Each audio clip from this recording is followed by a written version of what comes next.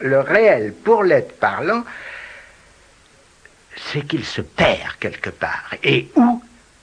C'est là que Freud a mis l'accent, il se perd dans le rapport sexuel. Il est absolument fabuleux que personne n'ait articulé ça avant Freud, alors que c'est la vie même des êtres parlants. Qu'on se perde dans le rapport sexuel, c'est évident, c'est massif, c'est là depuis toujours, et après tout, jusqu'à un certain point, on pourrait dire que ça ne fait que continuer. Si Freud a centré les choses sur la sexualité, c'est dans la mesure où, dans la sexualité, l'être parlant bafouille.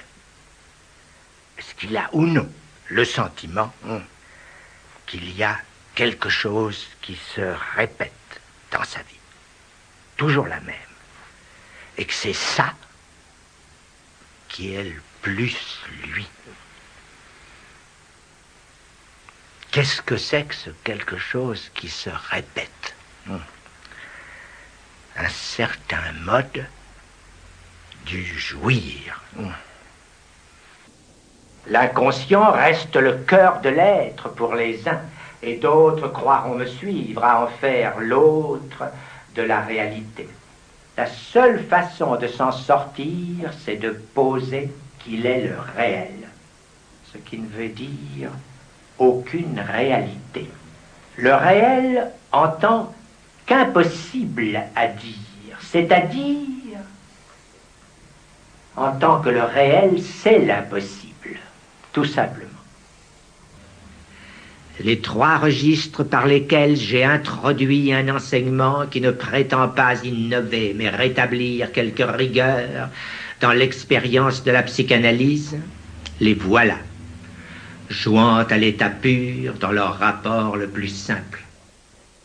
Pendant un certain temps, on a pu croire que les psychanalystes savaient quelque chose.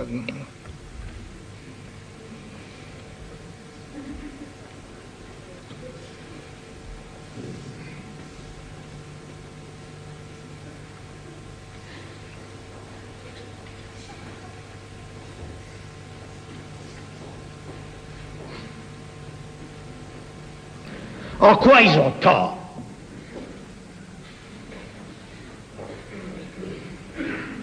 Car justement, ils en savent un bout.